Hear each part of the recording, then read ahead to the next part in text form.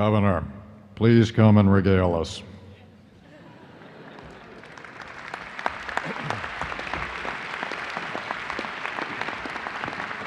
Thank you. Thank you.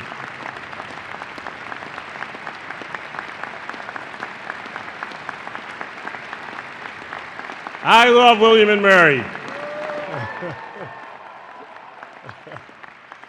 Students, faculty, distinguished guests, it is quite a privilege to be with you today.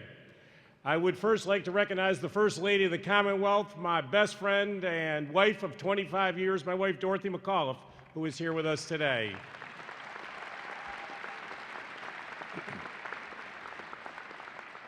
This is my first appearance on a college campus as the 72nd Governor of the Commonwealth of Virginia. It seems fitting that I should start here, where higher education began in America.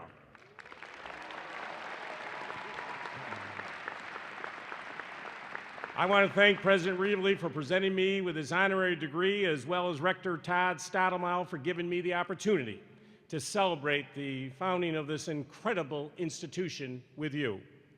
I would also like to congratulate Professor David Lutzer, a true leader in the field of mathematics, for his recipient of an honorary degree from William and Mary. Give him another round of applause, if you could. And to all of today's recipients, congratulations. As I begin, let me take a moment to recognize your Chancellor, former Secretary of Defense Robert Gates. During his more than 30 years in public service, Chancellor Gates served under both Democrats and Republicans. He rose to the highest ranks of our government, first as the Director of the Central Intelligence Agency and later as our nation's Secretary of Defense. Chancellor Gates, thank you for your service. You are an example of why bipartisanship is important, and you truly embody the excellence that this college instills in its students. Thank you, Mr. Secretary.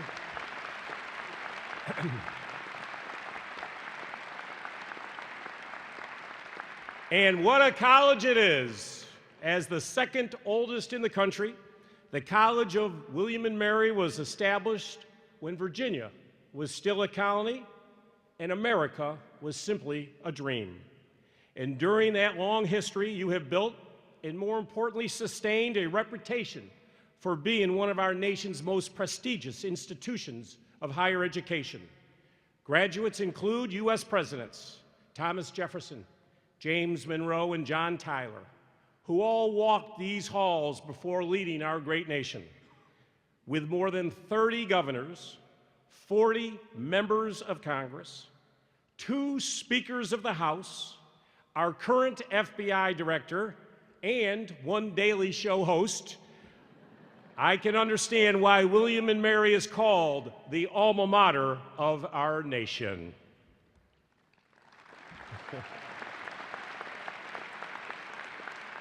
I would like to say, in fact, that William and Mary has a very strong presence in my own administration. I am proud to say that there are more graduates in my cabinet from this college than any other institution in the United States of America.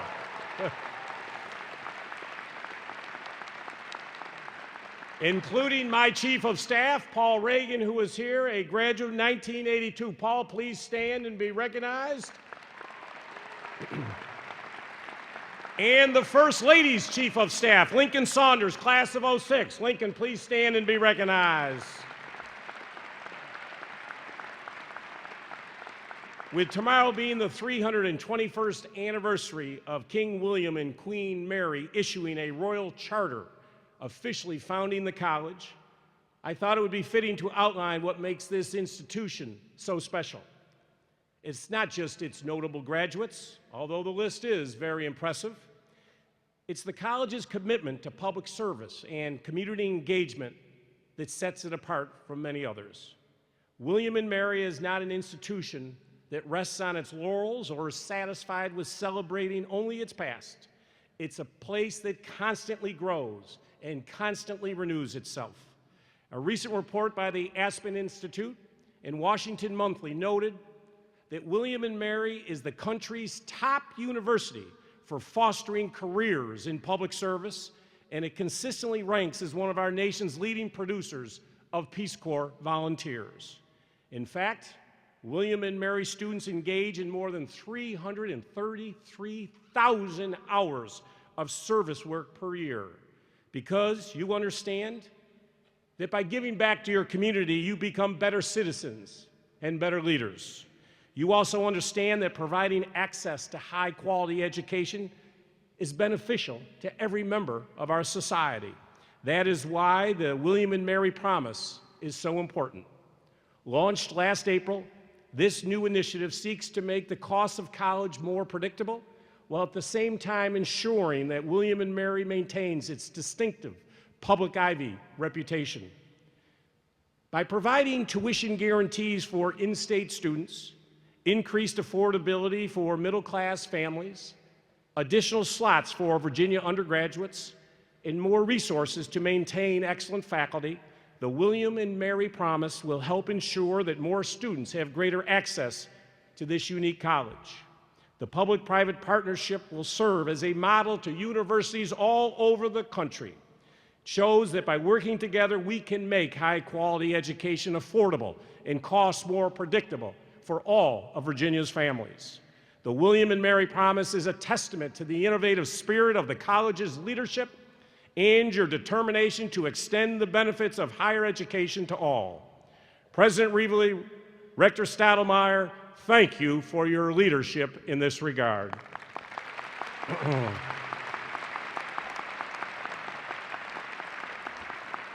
For Virginia to grow and to realize the full potential for all of its people, excellence must not be confined to our four-year institutions of higher education.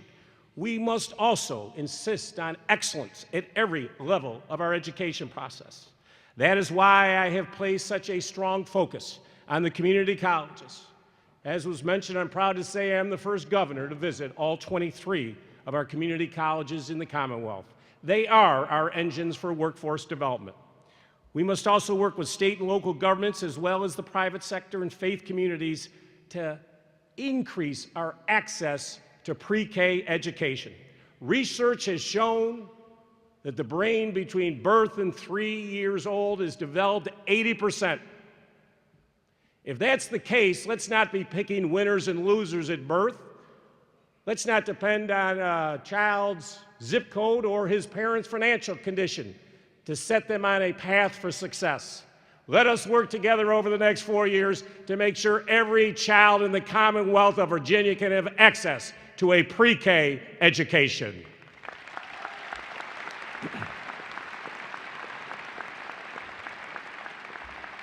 Everyone deserves access to a quality education, and that means studying in schools that place such a strong emphasis on science, technology, engineering, mathematics, and healthcare. It is the only way that Virginia businesses are going to stay globally competitive. And in order to attract the best and the brightest, it is important to keep Virginia open and welcoming to everyone. We want everyone to feel welcome in the Commonwealth of Virginia, and that is why I did what I promised I would do. Within minutes of being sworn in as governor, I signed Executive Order Number 1. There will be no discrimination in the state workforce based upon sexual orientation. We will be open to all in the Commonwealth of Virginia.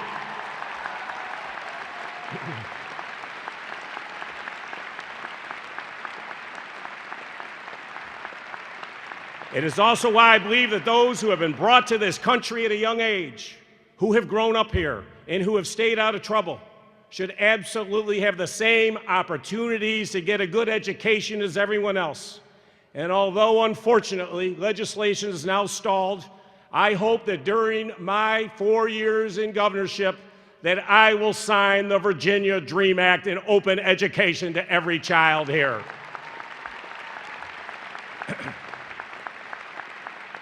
Through all of these efforts of expanding access to pre-K, STEM programs, and community colleges, making Virginia more open to all, and continuing to focus on ensuring that universities like William & Mary are more affordable, entire communities will benefit. Just last week, I was in Martinsville, And I announced that Kilgore Industries, a UK-based supplier of aircraft and engine machine products, after looking all over the country, and it came down to 5 states, decided that they were moving their business here to Virginia and investing $27.3 million in creating 150 new jobs in a depressed part of Virginia because of our workforce. These will create these new jobs in one of the economically most depressed areas of the Commonwealth. I'm asking all of you in this auditorium today to help us. We are a Commonwealth, and while we're successful here, we need to be successful everywhere. Nothing is more important to our ability to create jobs than a smart, well-trained workforce. And increasing access to higher education is critical to that success. And today I'm proud to announce that I've just released the names of my appointments to the Virginia Commission on Higher Education Board appointments. We are only as strong at our colleges and universities. A lot of it depends on our governor's picks of who are going to be on these boards.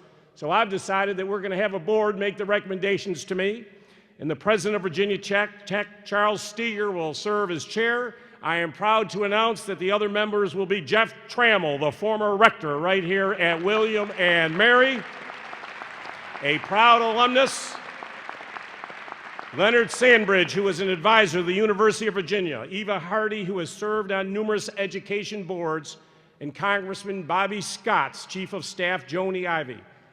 They will make their recommendations to me about who will be the best to serve to grow our great educational institutions. Each of these Virginia leaders is committed to serving in excellence in education, and I know that they will play a very important role. Higher education is critical to our future, and we need to view it as an investment, not as an expense. Every dollar that we spend annually on higher education adds more than $17 to the state's GDP and returns more than $1 to the state treasury. We must maintain our momentum in higher education so that our young people and their families can afford it, so that our state economy will benefit from it, and so that we will be a magnet for innovators and entrepreneurs who will invent the future. And that is why I'm so honored to be here with you today, to celebrate the founding of such an incredible institution with students who understand the benefits of both hard work and community engagement, and who believe that our society is better served when we all work together. You are our nation's future leaders, and you have had the privilege of attending one of the most elite universities in our nation. But with that privilege comes increased responsibility. And on this Charter Day, I urge all of you to continue to serve, whether that be a career in public service or volunteering when you have free time. There is no better way to honor this great university than using your talents, your energy, and your enthusiasm to create a stronger, more prosperous community around you. As I conclude my remarks, I offer just one piece of advice that I tell all young folks. Don't let anybody ever tell you what to do. Do what your passion wants you to do. Do what you love to do, and most importantly, take some chances. I did start my first business when I was 14 years old because my folks couldn't afford to send me to college, and I was going to have to help them out. I remember it like it was yesterday.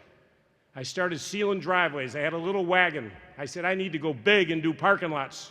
I called up my Uncle Billy Byrne. I said, Uncle Billy owned a dairy. I said, I need a big truck to take the tar around.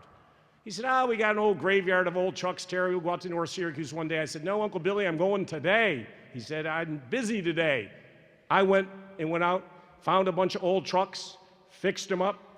And folks, I remember to this day when I turned that key and that engine of this big old truck roared to life.